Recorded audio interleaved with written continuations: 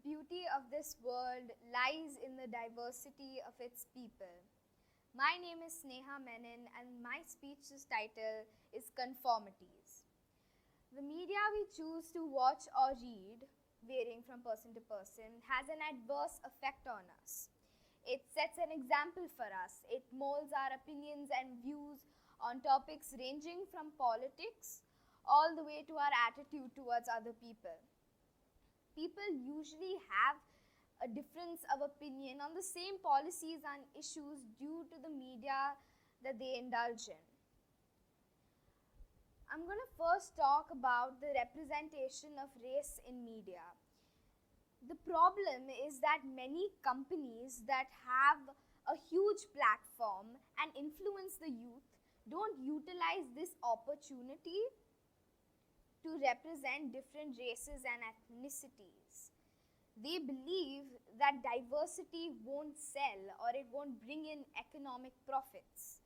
They think that it won't make enough money, so they stick to something that the audience is used to, something the audience is comfortable with, or so they assume.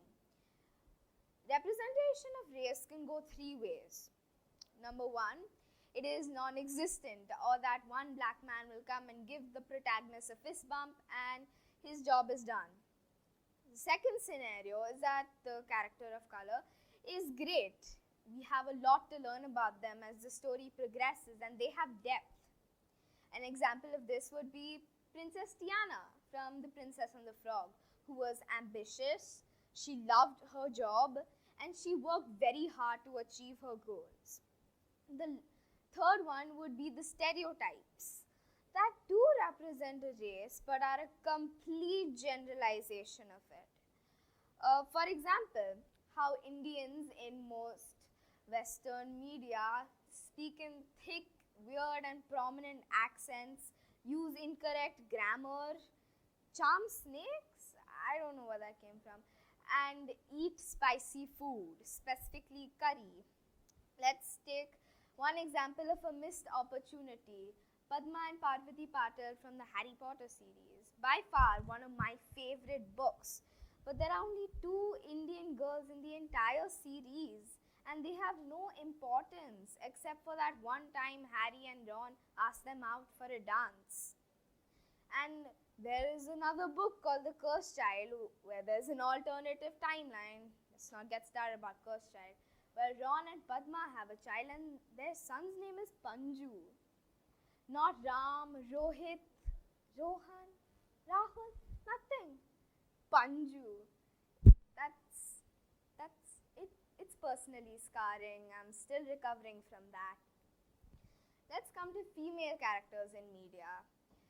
Now, gender roles are something that's heavily endorsed and enforced through media. Gender roles are a set of expectations that are supposed to be held up by a person on the basis of their gender. Girls are often portrayed as irrational and fragile characters who are often secondary to the male protagonists. They are domesticated, taught to be opinionless and polite. Boys, on the other hand, are taught to be emotionally closed off, fearless 24/7, and these knight in shining armors who are going to save the damsels in distress. Female characters in media can be broadly categorized into three groups. One is the love interest, which are by far the easiest to spot, mainly found in the corner of the screen holding a little placard that says, "I marry the main character." The problem is not that they fall in love, it's that that's all that's there to their character. Number two would be the supporting characters, which are great. They could be really, really good, but there's nothing much from their point of view, so we don't really know too much about them. There's nothing about their life and their problems.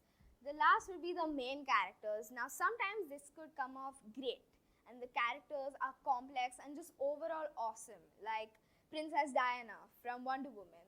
But then sometimes they're very lazily executed just to have a girl as the main character. An experiment conducted showed that boys and girls tend to have low self-esteem due to misrepresentation and underrepresentation. It also affects their career choices because they don't believe that they could be successful.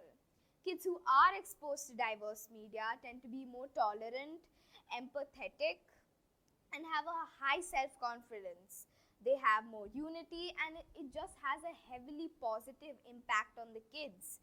When the youth can see themselves on the screen as saviors, then they can believe that they can make a change in this world. They can believe that their opinions and their actions have value. At this point, diversity isn't only about bringing in more characters of different race and body types, but it is also about making the characters that we have more realistic and relatable. Show me a girl who likes makeup and shopping but can still overthrow her government and lead a rebellion. Show me a girl with spectacles who doesn't lose them halfway through the movie because someone tells her she's beautiful without them. Show me a fat girl who doesn't lose weight halfway through the movie because you know what? She likes her body. Show me a guy who's on the football team but he cries whenever he wants to, regardless of whether someone tells him to not cry because that would make him a girl. Show me a female character with flaws, insecurities, and weaknesses. Real authors, scriptwriters, and directors, they are inclusive and they inspire people everywhere. Their work should make you embrace your differences. So, dear future authors, scriptwriters, and directors who may be watching this video right now, you have the power to do something no one has done, to tell someone's story. You have the power to do something different, creativity running through your veins. I implore you to use it to break the barriers. Thank you.